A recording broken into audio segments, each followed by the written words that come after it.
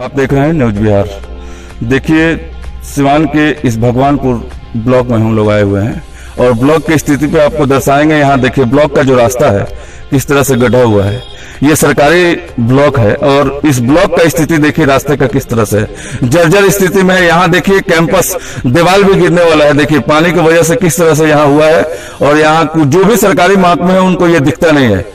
शर्मसार करने वाली बात है कि यहाँ के जो भी सरकारी महकमे है इस चीज पे ध्यान नहीं देता है। और बगल में ही यहाँ बीडीओ साहब का निवास है। इस घर से, इस कैंपस से जब निकलते हैं बीडीओ साहब तो इस रास्ते पे आते हैं और इस रास्ते का जर्जर स्थिति ये आपको दर्शाता है कि किस तरह से है यहाँ भगवानपुर ब्लॉक का स्थिति। देखिए यहाँ कुछ जनता भी है, मैं उनसे बात करूंगा कि इस स्थिति का कारण क्या है और क्यों है यहाँ की स्थिति। सर यहाँ आइए एक मिनट। क्या नाम है आपका? मेरा नाम दीपक कुमार हुआ।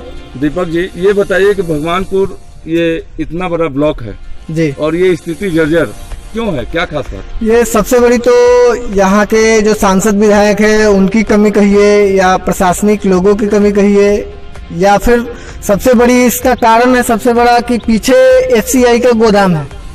अच्छा, पीछे एफसीआई का गोदाम होने की वजह से प्रत्येक दिन इसमें 50 ट्रक आती है जाती है, जिस वजह से यहाँ पे दोनों तरफ सड़क की स्थिति जो थी उतनी मजबूत नहीं थी। हमें जी जहाँ तक जानकारी है कि इस जहाँ हम लोग खड़े हैं ये पांचिल जो बगल में यहीं पे इस ब्लॉक के जो अधिकारी हैं सबसे उनका घर है। जी, ये क्या उनको ये दिखता नहीं है? प्रखंड विकास पदाधिकारी जी का आवास है, घर है यहाँ जी। तो उनको यह नहीं दिखता कि हाँ किस तरह की स्थिति है यहाँ पे? ये तो प्रत्येक दिन वो आते हैं अपनी ड्यूटी में, प्रत्येक दिन वो अपनी ड्यूटी करते हैं तो आते होंगे तो जरूर देखते होंगे।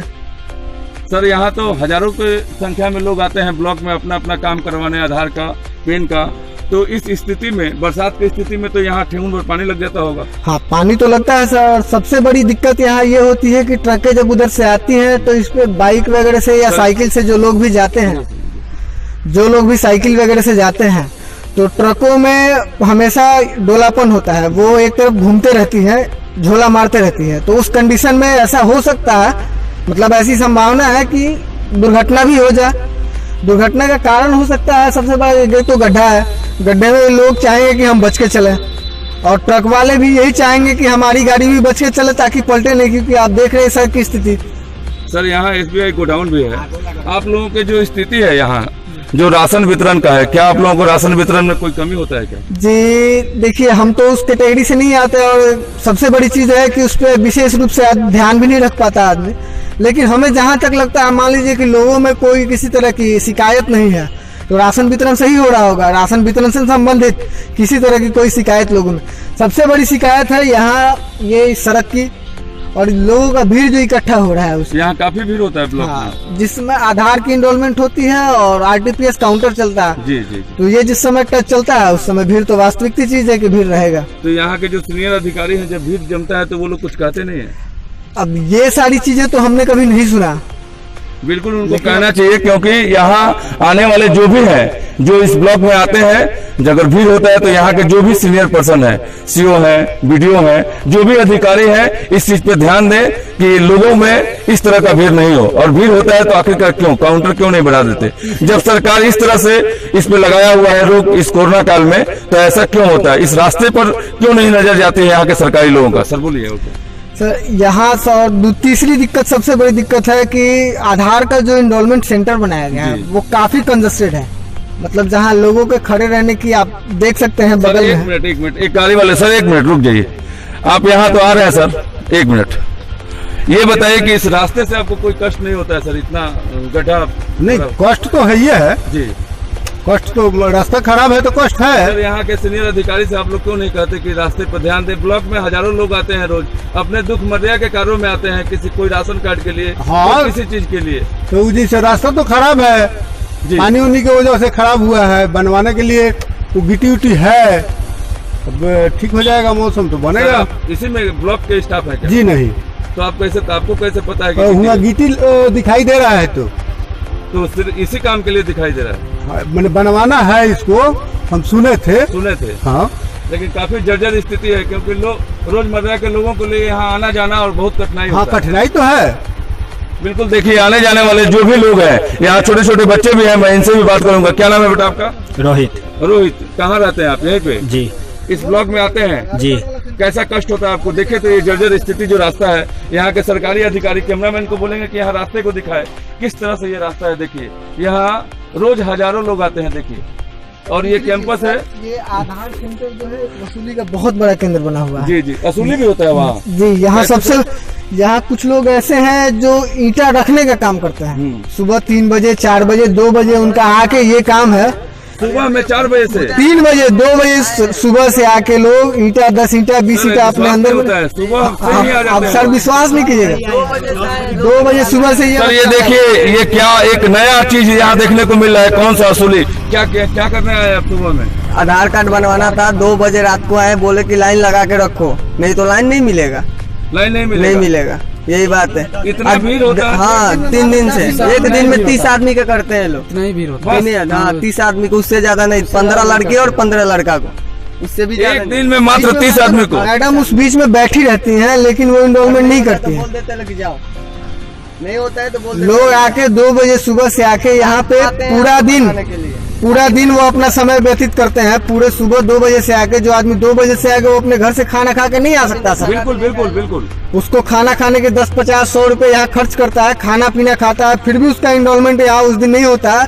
फिर अगले दिन की उसको समय दी जाती है, फिर उस दिन भी वो होता है, उस दिन भी उसकी इनरोलमेंट नहीं होती है, फिर अगले दिन की उसको समय दी जाती है। यानी कि सिर्फ समय समय समय समय सिर्फ समय दिया जाता है। देखिए शर्मसार करने वाली चीज है।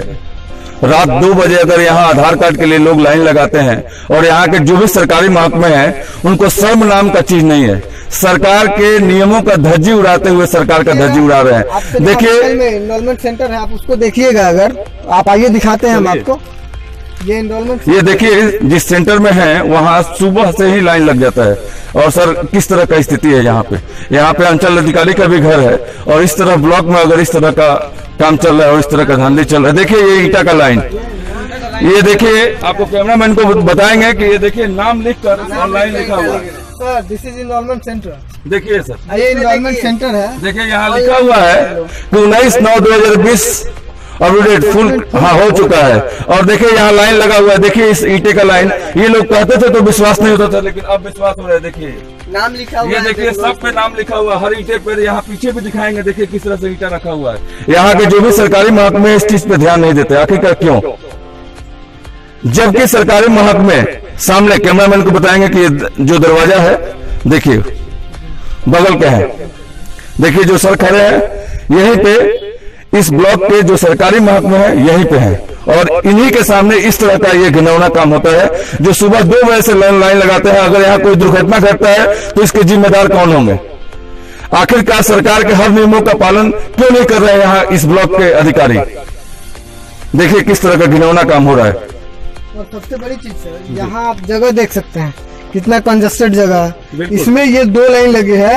ये एक लड़की लोगों की लाइन है और एक लड़के लोगों की लाइन मतलब कोरोना तो यहाँ फैलेगा ही फैलेगा। तो आप वो कोरोना तो सरकार- फैलेगा, वो तो कंफर्म है सर। लेकिन दूसरी चीज ये भी है कि सबसे ज्यादा आप यहाँ ऊपर देख सकते हैं किसी तरह का कोई व्यवस्था नहीं है। और धूप की स्थिति ये होती है कि 12-11 बजे के बाद यहाँ कोई व्यक्ति खड़ा नहीं हो पाता। खड़ा होता है, मजबूरी में खड़ा होना है क्योंकि अपना काम कराना है। 11 बजे से यहाँ काम स्टार्ट ही होता है।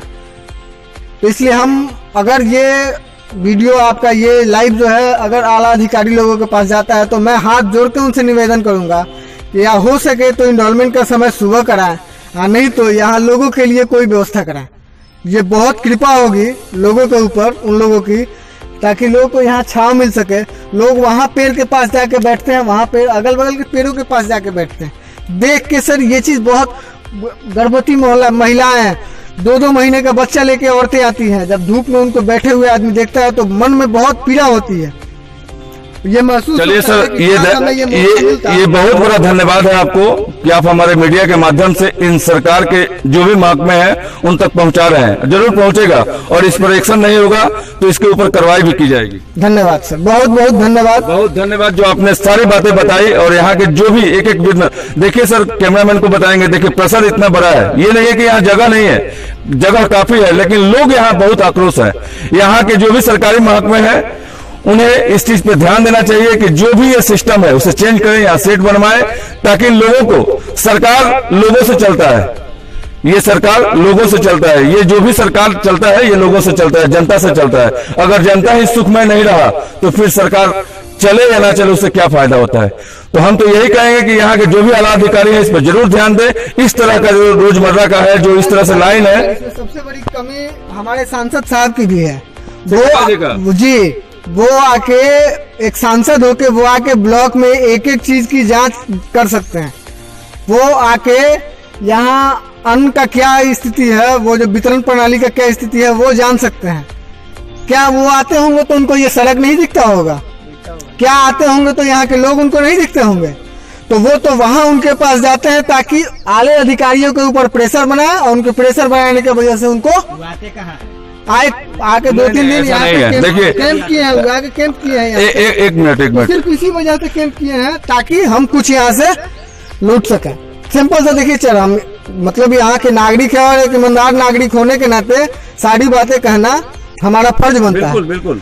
तो आके ये काम कर सकते हैं, चाहे बीडीओ साहब हो, चाहे सीओ साहब हो, या कोई भी अधिकारी हो। आप बताइए सर, सिर्फ उनके कार्यक्रम से एक चीज बताइए, उनके लोगों के प्रेशर के वजह से इन लोगों को समय नहीं मिल पाता ताकि ये प्रखंड मुख्यालय को समय दे सके।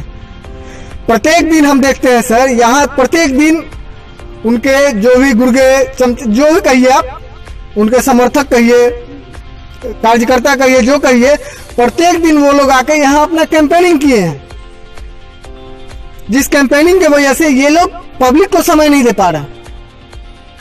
इनके अंदर भी पूर्णतः कमी नहीं कर सकते, क्योंकि ये बीडीओ साहब जो हमारे यहाँ इसके पहले भी रहे थे, उन्होंने बहुत सारा अच्छा काम किया था हमारे यहाँ। ये जो आप भवन देख रहे हैं, ये इनका निर्माण इन्हीं के द्वारा कराया गया। इसकी स्थिति ये थी कि उसके अंदर जो बीडीओ साहब रहते, जो भी कोई भी रहते हो, ऊपर से छत की मिट्टी टूट के गिरती थी। तो इन्होंने बहुत कुछ कराया, लेकिन अब इनके पास तो समय ही नहीं मिल पा रहा। इनका पूरा समय तो वो ले रहा है, फिर यह काम कहाँ से पाएंगे। तो सबसे बड़ी अगर कमी किसी की कहें तो हमारे सांसद साहब यानी जनार्दन सिंह सिग्रीवाल जी की कमी है। सर, सांसद जी से हमने बात करी थी जी। कई मीटर पर, सिर्फ खास इस ब्लॉक पे नहीं, हर ब्लॉक पे।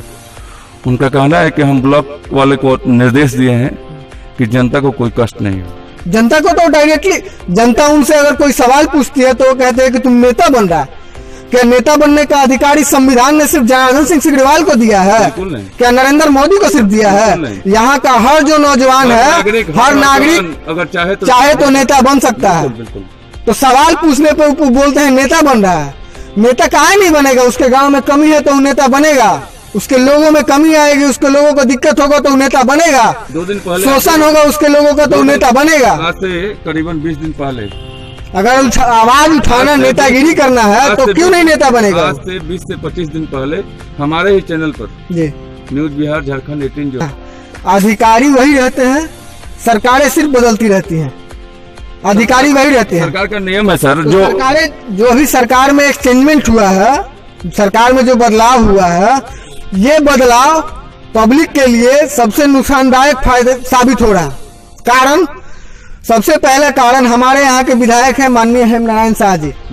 अभी उन्होंने पूरे 5 साल में पूरे भगवानपुर में प्रखंड मुख्यालय के आसपास में एक सड़क का मात्र निर्माण कराया है। वो सड़क आप अभी चलिएगा, मैं आपको दिखाऊंगा। 10 दिन निर्माण हुए नहीं हुआ है, सड़क बीच से फट गया। अभी उनका ये जो बोर्ड है, बोर्ड का सारा चीज वैसे ही सेटअप लगा हुआ है, फीता वीता सब लगा हुआ है वैसे ही, आप उसको चल के देख सकते हैं, देखने वाली चीज है। सर एक चीज तो बताएंगे कि अभी की जो जनता है वो बिल्कुल अब पहले वाली जनता नहीं है। अभी जो जनता है जागरूक जनता है, और सबसे बड़ी बात है कि सर शिक्षा के साथ साथ सोशल मीडिया का भी जमाना आ गया है। अभी कहीं कोई चाहे तो उसको लूट नहीं सकता है, क्योंकि जनता बहुत ही चालू है। आप वहाँ भी चल के थोड़ा सा देख लीजिएगा। बिल्कुल देखेंगे। अभी वहाँ जस्ट उद्घाटन हुआ आज से 5 दिन पहले, जिस दिन उद्घाटन हुआ उस दिन भी वो रोड टूटा हुआ था। हमने जब वहाँ पे कहा कि क्या रोड बना है कि रोड टूट गया है, तो बोल रहे हैं कि ट्रक जाएगा तो रोड टूटेगा नहीं। तो रोड को क्या आप पैदल चलने के लिए बनवा रहे हैं, ढलाई करा रहे हैं? ऐसा तो नहीं है कि हवाई जहाज चलने के लिए, रोड पे गाड़ी ही चलेगा। गाड़ी चलने के लिए रोड बनाया जा रहा है, तो बोल रहे कि ट्रक जाएगा तो टूटेगा नहीं। तो आप किस एस्टिमेट से, किस तरीके से उस रोड का निर्माण कराया कि ट्रक के एक चक्के जाने की वजह से आपका रोड टूट गया? चलिए इस चीज को दर्शा रहे हैं, काफी अच्छा है। और एक चीज हम रास्ते को और दिखाएंगे कैमरामैन को, एक सेकंड को अगर आप देखते हैं तो आपको समझ में आएगा कि किस तरह का स्थिति है यहाँ पे। और कैंपस देख लीजिए यहीं पे है। देखिए इस कैमरामैन को बोलेंगे कि इस कैंपस को दिखाएं।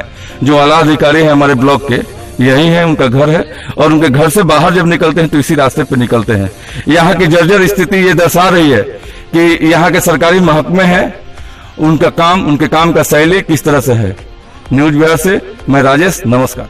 रखा हुआ है। देखिए ये है जो हम लोगों का लगा हुआ था कोरोना काल में, जो बाहर से लोग आए थे और बाहर से आए हुए लोगों को जो क्वारंटाइन सेंटर रखा गया था, क्वारंटाइन सेंटर के लिए बाल्टी है।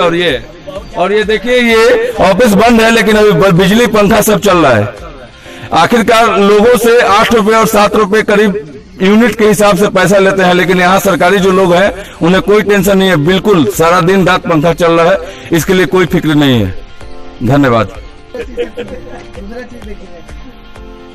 जल जीवन के भगवानपुर ब्लॉक में ही है। सर क्या नाम है आपका? अजीत कुमार राय।